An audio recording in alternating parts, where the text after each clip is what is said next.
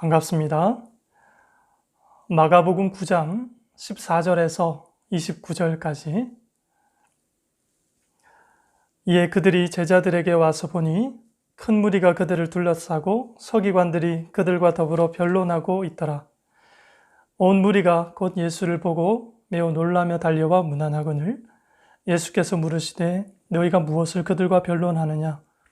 무리 중에 하나가 대답하되 선생님, 말 못하게 귀신 들린 내 아들을 선생님께 데려왔나이다. 귀신이 어디서든 그를 잡으면 거꾸러져 거품을 흘리며 이를 갈며 그리고 파리에 지는지라. 내가 선생님의 제자들에게 내쫓아 달라 하였으나 그들이 능히 하지 못하더이다. 대답하여 이르시되 믿음이 없는 세대여 내가 얼마나 너희와 함께 있으며 얼마나 너희에게 참으리요. 그를 내게로 데려오너라 하시매 이에 데리고 오니 귀신이 예수를 보고 곧 그 아이로 심히 경련을 일으키게 하는지라. 그가 땅에 엎드려져 구르며 거품을 흘리더라. 예수께서 그 아버지에게 물으시되 언제부터 이렇게 되었느냐 하시니 이르되 어릴 때부터니이다. 귀신이 그를 죽이려고 불가물에 자주 던졌나이다. 그러나 무엇을 하실 수 있거든 우리를 불쌍히 여겨 도와주옵소서.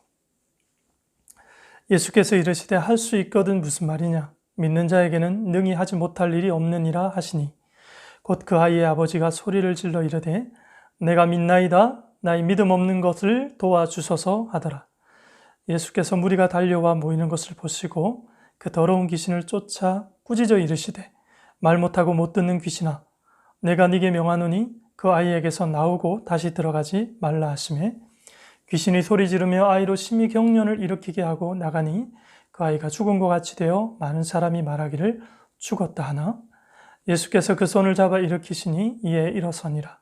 집에 들어가심에 제자들이 조용히 묻자오되 우리는 어찌 능히 귀신을 쫓아내지 못하였나이까? 이르시되 기도 외에 다른 것으로는 이런 종류가 나갈 수 없느니라 하시니라. 본문에 오늘 귀신 들린 아들을 고쳐주신 이 사건은 세계 복음서 모두에 기록되어져 있습니다. 그 중에 마가복음에서 가장 많은 지면을 할애하면서 이 사건을 구체적이고 또 꼼꼼하게 기술하고 있습니다. 예수님이 이제 베드로, 야고보, 요한을 따로 데리시고 높은 산에 올라가서 하나님 아들의 영광을 저들에게 보여줍니다. 그리고 산에서 내려와 남은 제자들이 있는 곳에 가서 보니까 그들이 큰 무리에 둘러싸인 채 서기관들과 쓸데없는 논쟁을 하고 있는 것을 보게 돼요. 조금 아까 산 위에서 예수의 권능을 성경이 보이셨는데 지금 예수의 제자들은 서기관들과 같이 자기 능력을 마치 말로 과시하는 그런 반대되는 모습을 보여주고 있어요. 이 광경을 이렇게 보고 있는 예수를 제자들이 보고는 깜짝 놀라면서 예수님에게 달려오는 거죠. 그래서 예수님이 너희가 무엇을 그들과 변론하느냐라고 물으니 대답은 없는 거죠. 아무 말도 못하는 거죠. 갑자기 무리 가운데 한 사람이 나서더니 선생님 말 못하게 귀신 들린 내 아들을 당신께 데려왔나이다. 사실은 먼저 선생님의 제자들에게 귀신을 쫓아달라고 부탁을 했지만 그들이 능히 그 일을 하지 못했습니다. 안 그래도 이 사역이 잘 풀리지 않았던 제자들이 지금 예수님께 이 아버지가 고자질을 하게 되는 것이죠. 이미 6장에서 귀신을 쫓아낸 경험이 있었던 제자들이었어요. 그런데 여기서는 그 능력 행함이 실패로 끝나요. 그런데다가 이 일로 인해 사람들로부터 조롱받는 그런 분위기였기 때문에 지금 제자들의 마음이 상해 있었을 것입니다. 보세요. 당면한 문제는 해결 못하면서 율법에 대한 지식과 장의 경험만 내세우고 있는 서기관을 보세요. 예수의 정치적 메시아에 대한 헛된 기대감에 사로잡혀 있는 이 제자들의 모습. 제자들의 무능함을 고자질하면서 예수님의 손에 든 기적만 바라보고 있는 무리들. 상황이 여러분 그려지십니까? 그런 상황 가운데 예수님께서 지금 입을 여십니다. 19절을 보세요. 대답하여 이르시되 믿음 없는 세대여 내가 얼마나 너와 함께 있으며 얼마나 너희에게 참으리요. 그를 내게로 데려오라 하시매 믿음 없는 세대여. 오늘 제자들에게만 국한된 표현은 아니고요. 모인 모든 무리들을 향해서 믿음 없는 세대요. 하나님의 말씀을 받아들이려고 하지 않는 성향을 가진 사람들이죠. 단순히 인간적으로 가능한 것들에만 국한되어진 삶을 살아가는 사람들, 그런 사람이 믿음이 없는 세대인 거죠. 오늘 본문에 보면요, 이 당면한 현실 문제를 자신의 경험과 지식으로 가능하다고 말하면서 실제 능력은 행하지 못하고 있는 서기관들을 봅니다. 여전히 정치적인 메시아로 예수를 바라보면서 실제적으로 예수님께 자기의 삶을 맡기지 못하고 살아가는 무능한 제자들의 모습도 보죠. 예수의 말씀보다 그의 손의 기적과 능력만 바라보는 현실 안주의 무능한 무리들을 또 우리가 봅니다. 이런 서기관, 제자들, 무리들을 예수님이 너무 안타까워하시면서 뭐라고 하십니까? 내가 얼마나 너희와 함께 있으며 얼마나 내가 참아야겠느냐. 예수님의 공생애가 이제 막바지에 이르렀죠. 그러니까 지금 예수님의 존재를 바로 알고 그의 권능을 힘입고 이제 앞으로 나아가야 되는데 그러지 못하고 있는 이들의 모습이 너무 안타까운 거예요. 그러면서 귀신 들린 아들을 데려와라 이렇게 말씀하시죠. 근데 여기에서 우리가 하나 좀 짚고 넘어가야 될 부분이 있습니다. 20절인데요. 이에 데리고 오니 귀신이 예수를 보고 곧 그 아이로 심히 경련을 일으키게 하는지라. 그가 땅에 엎드러져 구르며 거품을 흘리더라. 지금 여기 나타나는 이 소년의 증세는 간질병 증세와 같습니다. 이 아이의 병명은 분명히 간질병인데 오늘 본문은 귀신 들렸다라고 이렇게 기록을 하고 있습니다. 세계 복음서에서 모두 같은 관점으로 그렇게 귀신 들렸다 이렇게 기록을 하고 있어요. 여기서 우리가 좀 조심해야 될 것은요, 오늘날의 간질병을 성경이 그렇게 기록하고 있으니까 귀신 들린 것으로 오해하면 안 된다는 것입니다. 왜냐하면 간질병은 뇌의 질환적 요인이 크거든요. 그러니 신체적이고 화학적인 이 요인 때문에 나타나는 증상이기 때문에 여기에는 귀신 쫓는 사람이 필요한 것이 아니라 실제 질병을 고치는 의사가 필요하다는 말입니다. 어쨌든 오로지 하나님의 권능으로만 가능한 일을 위해 오늘 예수님이 이 아이의 아버지에게 믿음을 부여하십니다. 23절, 24절입니다. 예수께서 이르시되 할 수 있거든이 무슨 말이냐? 믿는 자에게는 능히 하지 못할 일이 없느니라 하시니 곧 그 아이의 아버지가 소리를 질러 이르되 내가 믿나이다. 나의 믿음 없는 것을 도와주소서 하더라. 제가 믿습니다. 의심하지 않도록 나를 도와주십시오. 자기 죄를 알고 하나님의 권능을 의지해서 하는 아버지의 고백이죠. 진짜 고백인 거죠. 중요한 건 그 사람과 이 신앙 고백과 더불어 그 사람과 하나님의 관계가 회복되니까 그 아이의 질병이 회복이 됩니다. 사람의 능력과 지극정성으로 10년 동안 할 수 없었던 그 일을 예수님이 단숨에 해결해 버리는 것이죠. 예수의 권능으로 안 될 일이 없는 거죠. 전능한 예수 안에 우리가 있고 우리 안에 전능하신 예수께서 계십니다. 그렇기 때문에 성도의 인생길에는 안 될 일이 없는 거고 불가능한 일이 없는 겁니다. 그래서 믿는 자에게는 능히 하지 못할 일이 없느니라 예수님이 말씀하시잖아요. 불가능이 없는 우리의 본래의 자아를요, 우리가 다시 우리의 삶 가운데 다시 재정립할 필요가 있습니다. 한동안 우리가 스펙하지 않았습니까? 우리의 인생의 삶의 패턴을 한번 보십시오. 일반적인 삶의 패턴. 우리는 능력을 갖추기 위해서 많은 시간을 할애하고 그리고 갖추어진 그 능력에 걸맞는 내가 할 일을 찾아 살아가느라고 바쁜 삶을 살아가고 있습니다. 다들 그렇게 살잖아요. 그러나 신앙생활은 본질적으로 이런 패턴과는 다릅니다. 능력에 맞는 일을 찾는 것은요, 신자가 능력에 맞는 일을 찾는 것은 하나님 없는 삶을 살겠다는 것과 같은 것이죠. 그러니까 능력에 맞는 일을 찾는 것이 아니라 일에 맞는 능력을 위해서 권능의 주를 의존하는 삶을 살아가는 자들, 그들이 바로 성도요 그리스도인들입니다. 이어지는 25절에 말 못하고 못 듣는 귀신아 내가 네게 명하노니 그 아이에게서 나오고 다시 들어가지 말아라. 귀신아 거기서 나오고 다시 들어가지 말아라. 예수님 왜 이런 식의 이야기를 하십니까? 귀신이 한번 나가면 또 들어오죠. 그리고 또 기도해서 나가면 또 들어옵니다. 나갔다가 들어왔다가 나갔다가 들어왔다가 반복되죠. 내 평생 주의 권능으로 자유케 됨을 우리가 한번 경험했지만 그걸로 그때 이후로 만사의 형통이 아니라 그게 끝이 아니라 시작이라는 거죠. 처음에는 우리가 구원을 목표로 살다가 그렇게 해서 우리가 얻은 구원이죠. 그때부터는 구원이 우리에게 목표로 하는 삶을 살아가게 됩니다. 무슨 말이에요? 구원이 우리에게 목표로 하는 삶을 산다는 게 무슨 말입니까? 오늘 예수님이 이 귀신 들린 아들을 고쳐주는 이 사건을 통해서 제자들에게 알려주고자 하는 교훈이 바로 이겁니다. 병 고치는 능력은 단순한 파워가 아닙니다. 하나님의 용서를 통해 회복되는 것이고 하나님의 용서가 곧 그분의 권능이라는 사실을 알게 하는 것이죠. 예수님께서 아이의 병을 고치시고는 이제 조용히 집에 들어오십니다. 혼자 있기 위해서. 그때 제자들도 따라 들어가면서 조용히 이렇게 질문을 하죠. 우리는 왜 귀신을 쫓아내지 못했습니까, 예수님? 그때 예수님이 분명히 대답합니다. 기도 외에 다른 것으로는 이런 종류가 나갈 수 없느니라. 아주 쐐기를 못 박죠. 여기엔 좀 설명이 필요한데요. 자기 경험과 인맥으로 사는 사람들이 대부분입니다.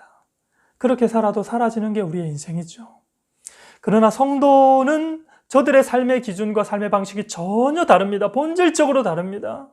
우리는 모든 상황에 하나님의 권능으로 살아야만 사라지는 사람들이에요. 저들은요, 적당히 미워하고 적당히 자기중심적으로 살아가는 것이 저들의 삶의 양식이에요.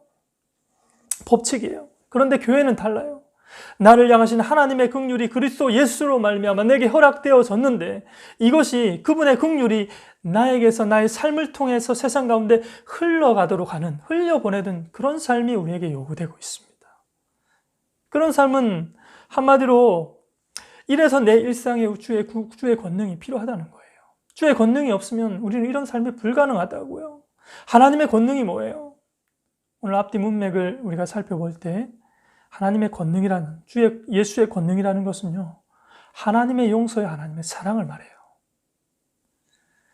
죄인 되었던 우리에게 하나님의 최고의 권능은 예수의 십자가입니다. 어떻게 해요? 우리가 예수를 선생이 아닌 그리스도로 고백하는 것은 그분이 우리의 죄를 대신해서 십자가에 그의 몸이 찢겨지고 죽어주셨기 때문에 그분은 우리에게 그리스도입니다. 그래서 본문 직후에 오늘 예수님께서 기적을 행하시고 예수님의 그 가르침의 패턴이 그래요. 기적을 행하고 그 기적에 걸맞는 가르침의 내용을 제자들에게 가르쳐 줍니다. 오늘 예수께서 제자들에게 이 본문 직후에 무엇을 가르치죠? 예수께서 십자가에 죽으실 것에 대해서 가르쳐 주십니다.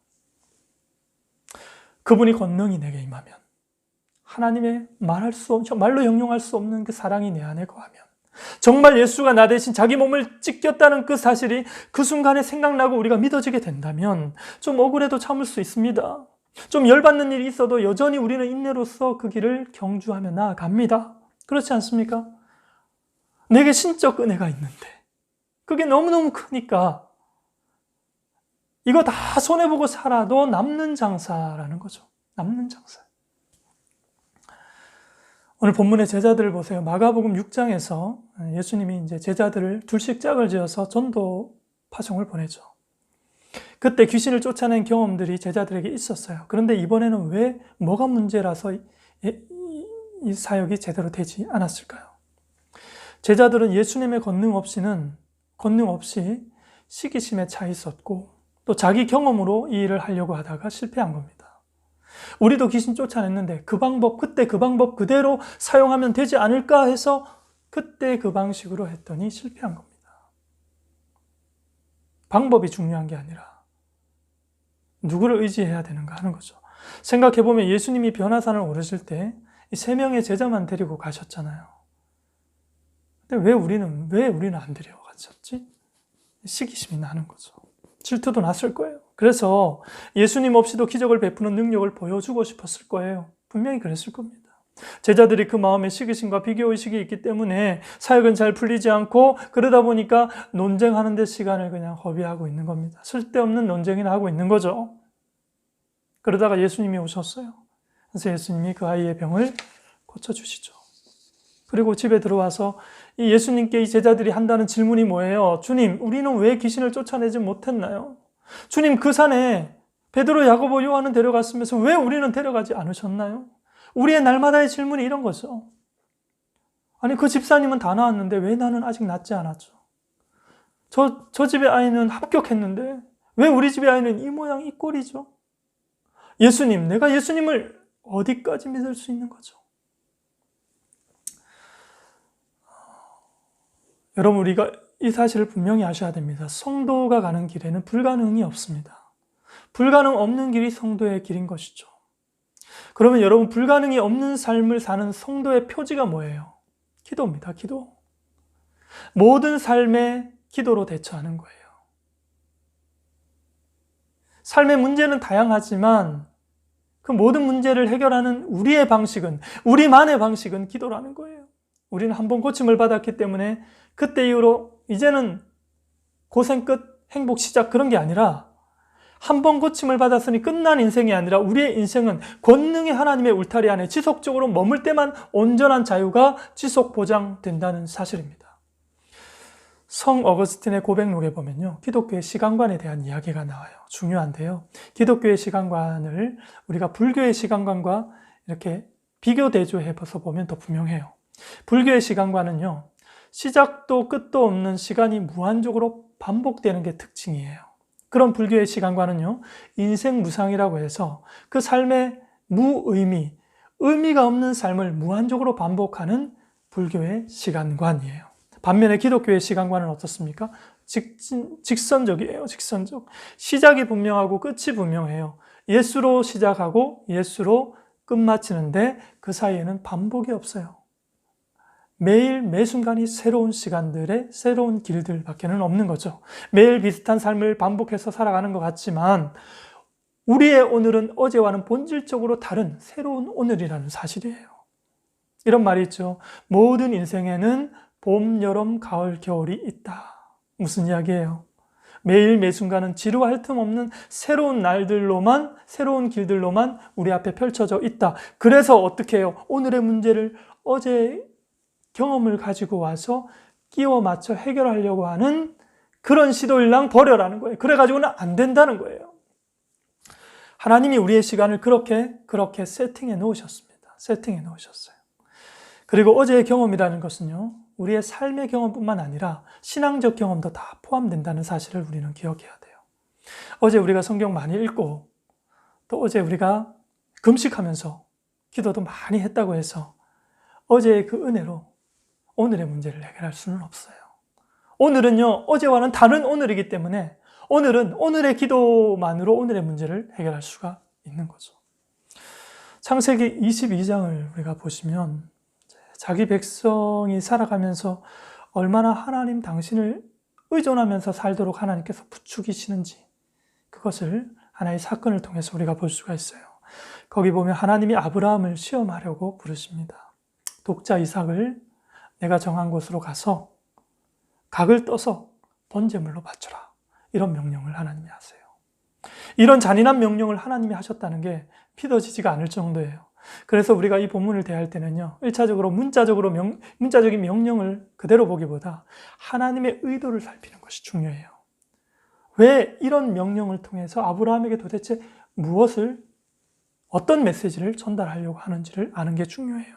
아브라함에게 이삭은 다친 태의 문을 하나님이 기적적으로 여셔서 주의 권능으로 얻게 된 아들입니다. 이삭이 내게 있다는 것은 하나님의 권능이 나에게 있다는 거예요. 무엇보다 아브라함의 노년에 얻은 너무너무 소중한 아들이잖아요.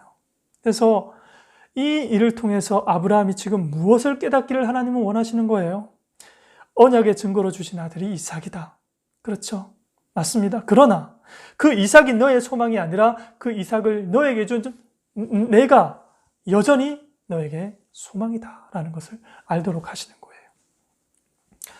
이 교훈이 너무너무 중요한데 이게 남들에게 적용을 할 때는 우리가 쉽게 교훈도 하고 또 그렇게 할 수가 있어요. 근데 이것이 내 문제가 되면 정말 쉽지 않아요. 정말 쉽지 않아요.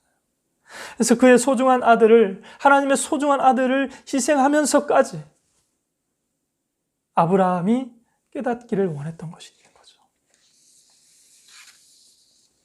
내 언약의 이 아들을 통해서 너에게 한 약속을 내가 성취시킬 것은 맞는데 그렇다고 해서 네가 나 대신 이 아이를 보는 것은 그것은 합당치 않다라는 거예요. 아브라함이 창세기 22장까지 왔으면요, 지금 신앙 경력이 35년이 넘습니다.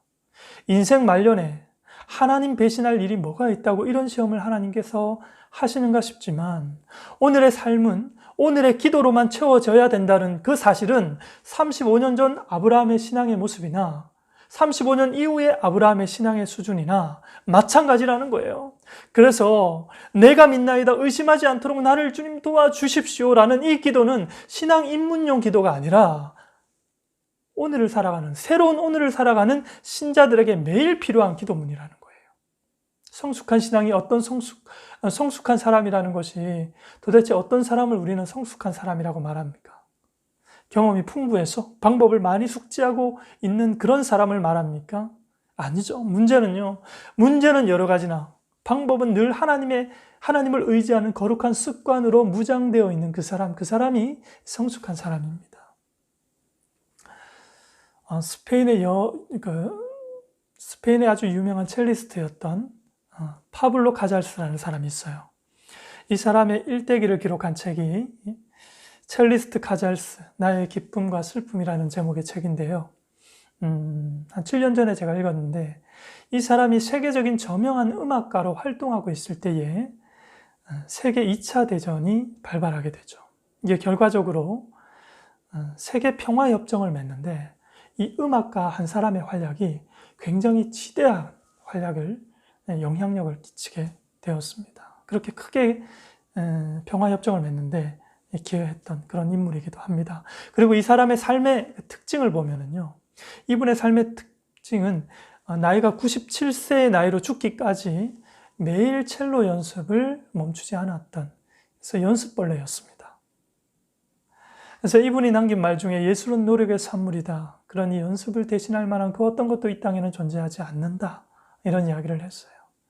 그러면서 매일 하루에 평균 6시간 이상을 매일, 그것도 노년이 되어서도 그렇게 연습을 하면서 그렇게 왔던 것이죠. 여러분, 성도의 삶을 보세요. 광야 같은 세상에서 광야 인생을 살아가는 우리의 삶은 일평생 훈련이고 연습이에요.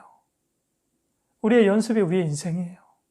이럴 때 이런 내용으로 이만큼 기도했더니 나았다라는 식으로 어제의 경험으로 오늘의 문제를 해결하려고 들면 안 된다고요. 오늘의 문제는 오늘 기도해야 해결이 되는 것이죠. 우리가 결혼을 하고 10년, 20년 이렇게 지나면 서로가 서로를 더 사랑하게 되죠. 사랑도 성숙하게 되죠. 그러나 항상 그렇지는 않아요. 어제는 죽지 못할 사이였다가 오늘은 원수관계로 돌변하는 이런 일들도 우리는 많이 봐요. 우리가 사는 세상이 그런 세상이에요. 거기다가 성경의 율법은 국가의 율법보다 훨씬 더 높은 수준의 관계를 요구하고 있죠. 그러니 여러분, 어제의 경험으로 오늘을 살겠다는 이 오만과 편견에서 우리는 헤어나와야 합니다. 그런 교만에 빠지면 절대 안 됩니다. 주님, 내가 믿습니다. 나의 믿음 없는 것 부디 도와주십시오.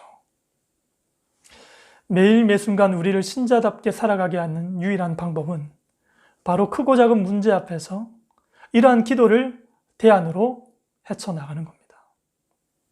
그러니 예수의 권능으로 어떻게 한번 해보겠다, 그런 것이 아니라 앞으로는 예수로만 족한 줄 아는 삶을 살겠노라고 우리가 함께 다짐했으면 좋겠습니다. 그리고 그 다짐과 함께 시작되어진 우리 일주일의 삶 가운데 풍성한 열매 얻도록 여러분들의 삶을 응원하고 축복합니다.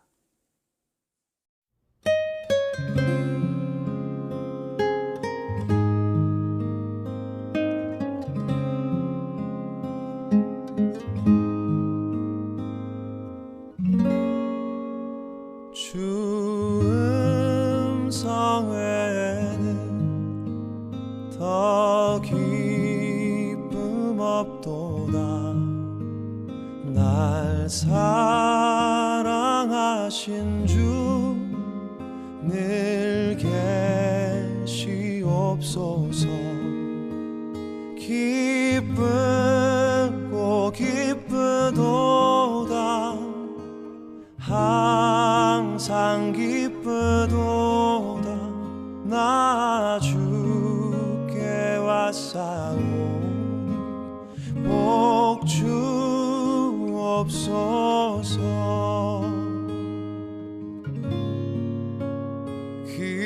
귀한 언약을 이루어 주시고 주 명령 따를 때 늘 계시옵소서. 기쁘고 기쁘도다 항상 기쁘도다 나 주께 왔사오니 복 주옵소서.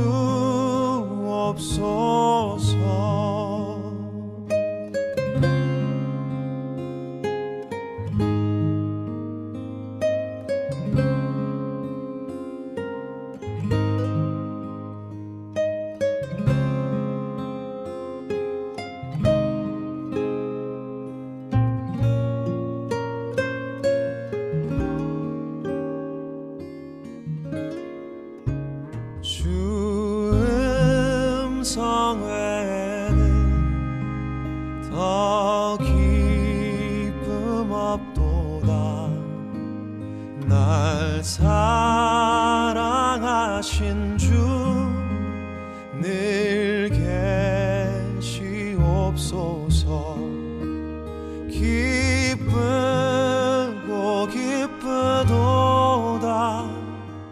항상 기쁘도다 나 주께 왔사오니 복 주옵소서.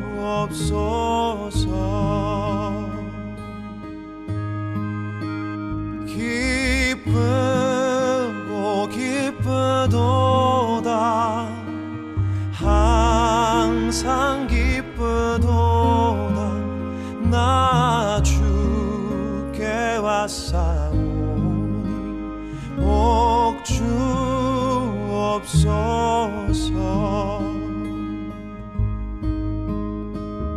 나 주께 왔사오니 복 주옵소서.